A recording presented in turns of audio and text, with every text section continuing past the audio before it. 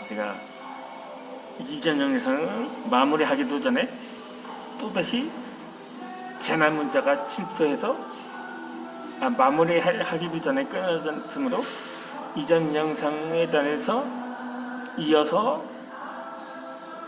설명을 드리도록 하겠습니다.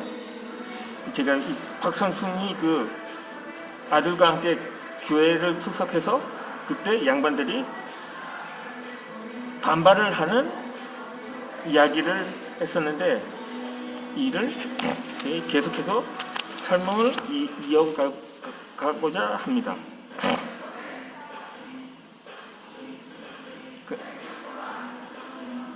아예 이 방송 양반들이 그의 목소리를 그 무어 성교서는 만에는 누구나 평등하다는 이유로 거부를 하자 아예 이 양반들은 따로 이 교회를 곤단교 교회를 향해서 첩장교회라고 조롱을 하게 됩니다. 그러니까 첩과 백정이 모이는 교회라고 표현을 했었던 거죠. 근데 당시 물론 요즘도 마찬가지겠지만 기독교에서 말하는 이 천부 인권 사상을 누구보다 잘 받아들였던 사람은 양반들이 아니라 정통 질서 안에서 차별받던 하층민들이었습니다. 여성들과 또 이렇게 해서 그들이야말로 진실로 깊은 믿음을 보았고 또한 온전히 실천으로 행했던 것입니다. 이 첩장교회라는 말은 종교가 보듬어야 할 가장 중요한 이들이 과연 누구인지를 새삼 돌이켜보게 합니다.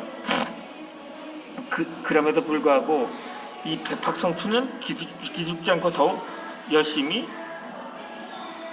동료들을 전도했고, 곤단경 교회는 곧 백정과 천민들도 가득 차게 됩니다. 이 교회가 날로 커지자 나중에는 양반 교인들이 다시 돌아오기도 했습니다. 이 경기도 수원에는 아예 백정들만 모이는 교회가 따로 세워지기도 했습니다. 백정도 더는 남봉박 저지대에서 뭉클어 살지 않고 스스로 신앙을 택할 수 있는 세상이 된 것이죠. 그렇게 박성춘은 이어서 숨을 쉬듯 자연스럽게 이 백정 해방 운동에 뛰어들었습니다.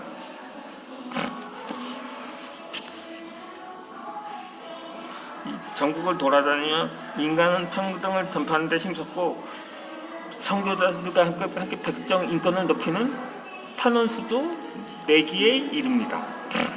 이 당시 백정들은 가부개혁으로 신분제가 폐지되었어도 여전히 천문직을 받았습니다. 그러니까 일반인들 사이에서는 이 백정 계급은 사람도 짐승도 아닌 숨어서 살아가는 요괴 인간들일 뿐이었죠. 물론 숨어서 살아가진 않았지만 거의 숨 죽이면서 살아가야 했던 것은 사실이었던 것입니다. 아무튼 이 박성춘은 무어 선교사와 다른 이들의 도움을 받아서 당시 내부 대신 유질분에게 백정을 차별에 대한 처표를 확인해 달라는 탄원서를 냅니다. 이 탄원은 기적처럼 받아들이게 되는데, 마침내 이 백정들도 면천을 하고 차별을 금지하는 내용의 칙령이 한양에서 반포가 됩니다.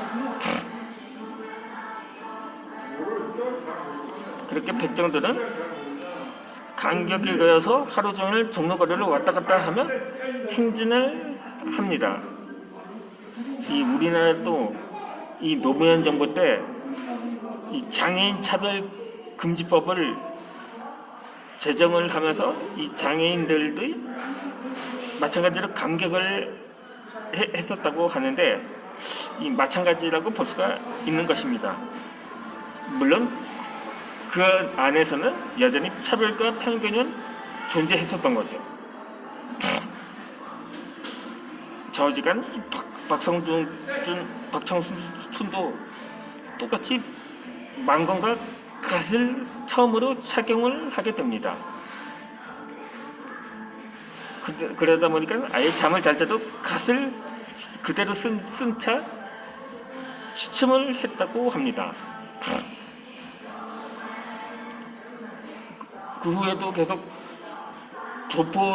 도포와까지 착용하면서 당당하게 교회로 들어가자 많은 동료 신도들이 그를 보고 웃었다고 합니다.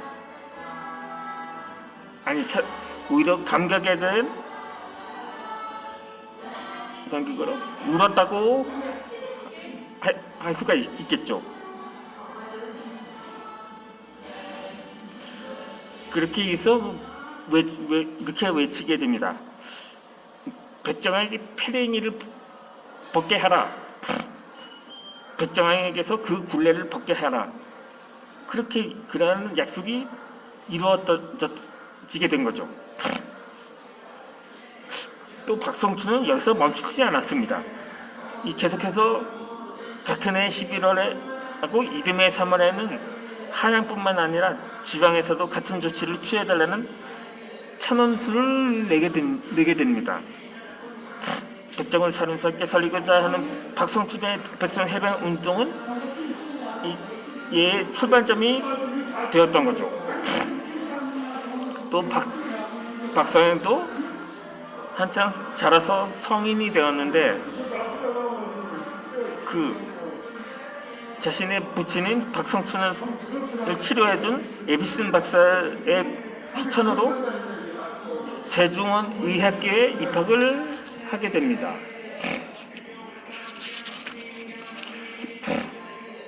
그리고 제중원 제1회 졸업생 중에 한 명이 되었는데 한국 최초의 서양 의사가 되었던 것입니다. 서양인 의사가 아닙니다.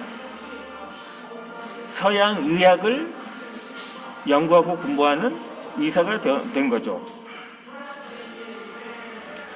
오늘날의 세브란스 의학 전문학교와 간호원 양성소에서 출강을 하기도 하고, 중앙학교, 오성학교, 희문학교 등지에서 화학과 물리학을 가르치기도 합니다.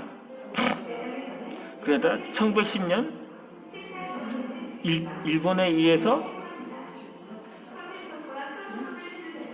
이것을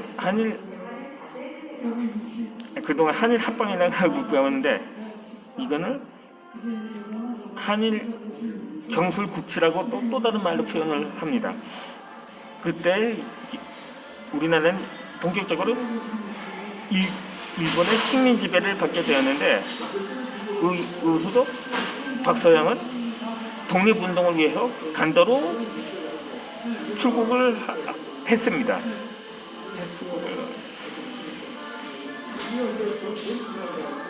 당시 간도에는 15만 명이 넘는 조선인이 있었지만 의사는 고작 50여 명에 불과했으며 대부분 한의사였습니다. 박서영은 그곳에 현대식 구소의원을 열어 독립군을 포함해서 간도에서는 수많은 환자들을 치료하게 됩니다. 또 대한국민회에 들어가서 그렇게 독립운동을 본격적으로 시작했는데, 그렇게 위병에 일으키는 정서를 따라다니면서 부상자를 치료하게 됩니다.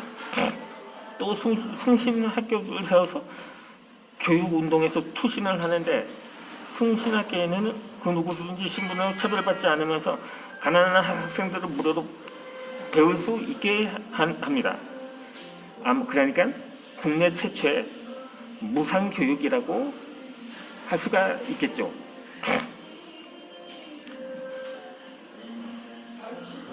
그런데 그 승신학교에서는 불온 사상을 고쳐야 한다는 이유로 일제에 의해서 폐기가 됩니다. 하는 수 없이 이 박서양은 고국으로 귀국을 하게 되는데, 그리고 몇 년이 지난 1940년에 해방을 되기 전에 사망을 합니다. 그런데 이 살아생전에 그를 오로지 백정을 하는 이유만으로 보이지 않은 이들도 많았습니다. 심지어는 교사를 학생들을 가르칠 때도 그랬는데, 그때 박서양은 냉철한 스승이 되어서 이렇게 말했다고 합니다. 이게 그래, 나는 백정이다. 하지만 내 신분보다 내 기술을 보아라. 내 속에 있는 500년의 백정의 피를 보지 말고 과학의 피를 보고 배워라 라고 당당하게 말했던 것입니다.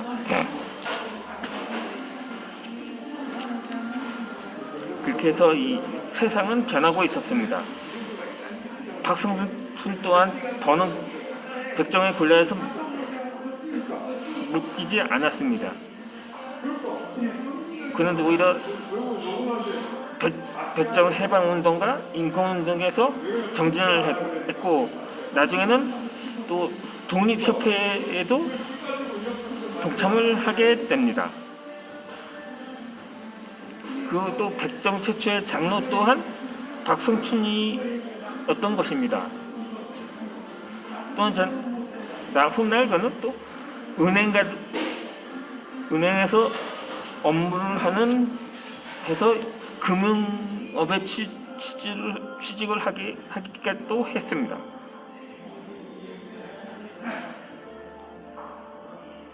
그러니까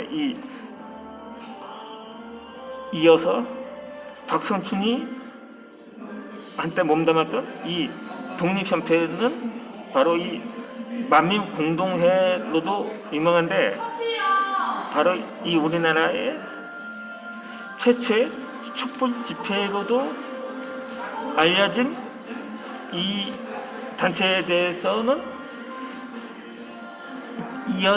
이어지는 영상에서 소개를 할 예정입니다. 그러면 이 영상을 이어서 올려드리도록 하겠습니다.